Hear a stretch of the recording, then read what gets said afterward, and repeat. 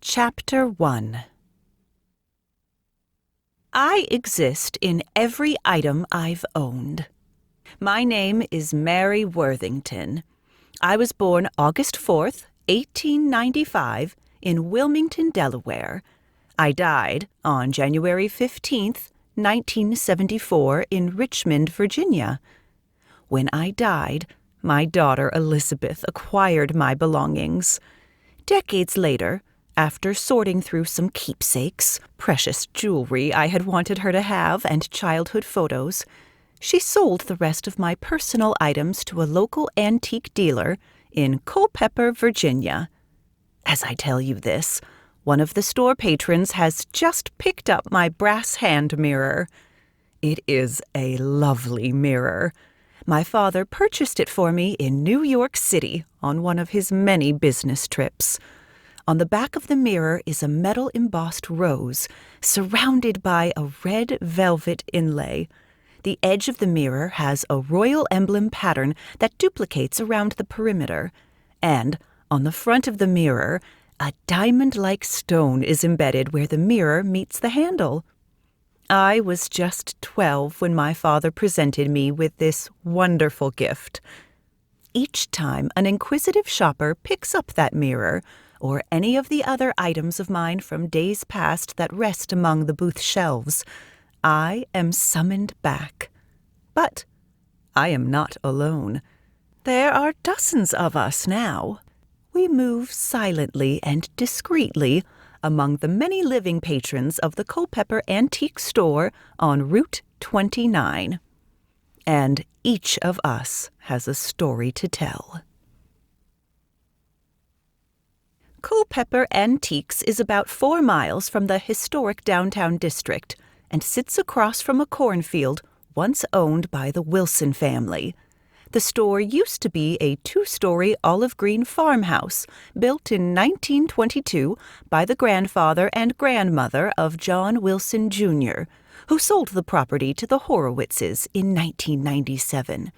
That's the couple who runs the shop, Ida and Marvin Horowitz. They're very nice people.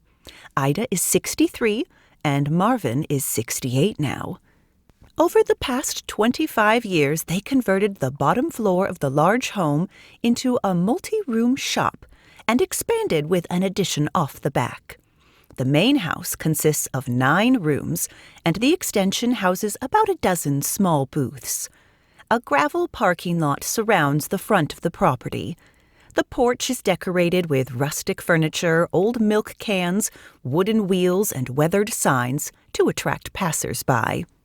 Somehow, the Horowitzes were able to finagle a commercial zoning permit to operate a business on this rural stretch. It probably had something to do with John's late grandfather, Jeb Wilson, who had close ties with the city. The Horowitzes offer consignment booths in the back extension. This allows them to make extra cash without having to search for items themselves. Plus, it draws in business because the independent vendors, mostly middle-aged housewives, meticulously tend to their sections and spread the word about the shop. The main house rooms are full of antiques that the Horowitzes have alone purchased at various estate sales throughout the years. The couple lives in the upstairs quarters, which are blocked off to patrons by a door behind the glass display case checkout counter. So, as you may have gathered from my opening statement, I am a ghost, or a spirit of some sort. To me, they are one and the same. A ghost because none of the patrons can see me, and a spirit because I am very much cognizant. At least I feel like I am. And as I said before, I am not alone. At night, when the closed sign appears in the old wooden door and the Horowitzes retire upstairs, we all gather together. This is my family now, and someone new shows up almost every day. Some of us lived happy lives, others not so much. Some were famous, some are very old and lived in decades that knew nothing of the future. Some are young. They passed before they even became teenagers. Some stay for years, some leave quickly, depending upon whether or not the items that brought them here are sold off. Are you up to writing about us again, Marianne? Oh, shush. I'm smiling. That's Bob Chansey. He used to be a photojournalist in the UK. He's quite famous for his World War II coverage. He has a noble air about him, as most Brits from that era do. But he's also very intelligent and quite funny at times. 2 years ago, his son brought in his prized possession, a 1939 Rolleiflex camera. It's the one that shot the image of the 2 soldiers walking away an emaciated man when Auschwitz was liberated in 1945. The photo won an award somewhere. I'm just starting a new chapter, Bobby. How shall I say you died? Bob came over and sat in the old wicker chair next to me. Write the truth. I was hiking along the Putucusi mountain in Peru when I came upon a large tree full of scarlet macaws. Oh, I can still remember it. Their bright red, yellow, and blue feathers against the emerald green foliage were spectacular. At one point, they all seemed to line up in perfect rows and looked over at me as if posing for the camera. Well, as all photographers do, I tried to reposition myself to get the perfect angle, even though where I was standing was actually quite fine.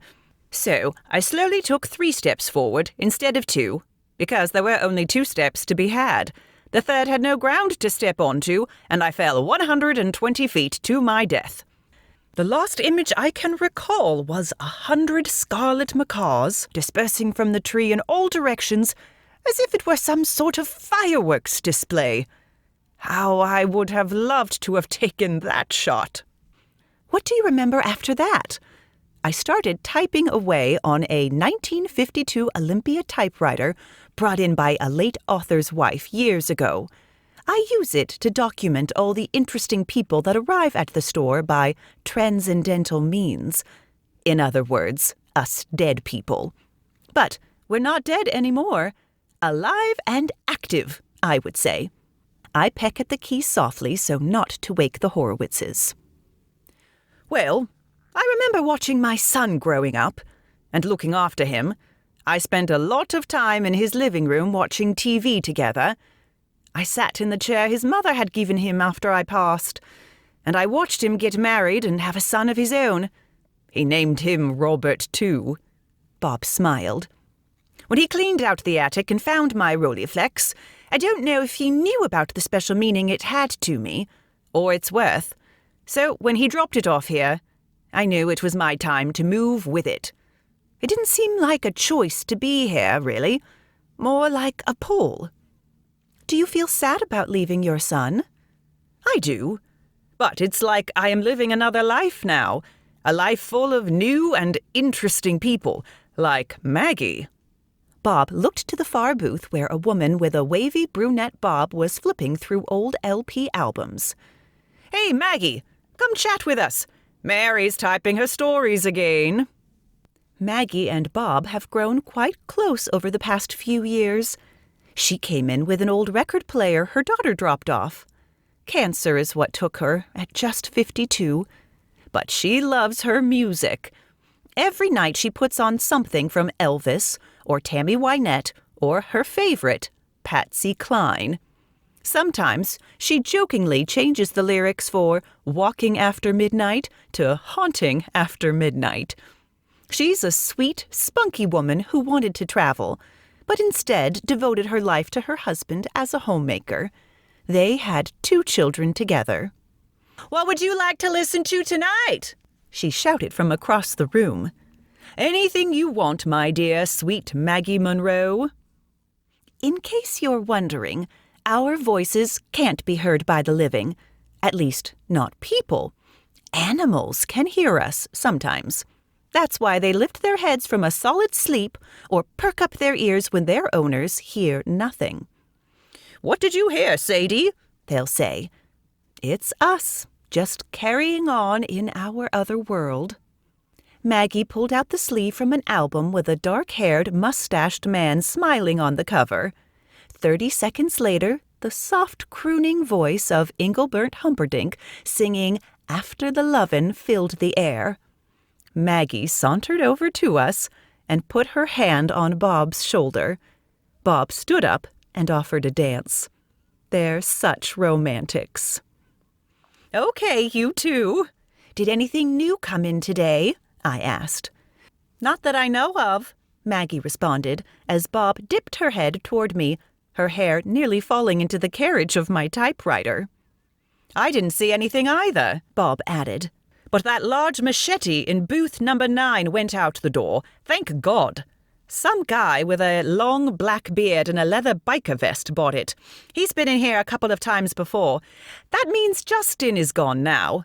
No more chasing us around with it and retelling his high tales of the ships he's commandeered." "I thought he was kind of cute." Maggie and Bob parted. "He had this soft, brooding way about him, as if trying to be tough, but wanting to be affectionate too.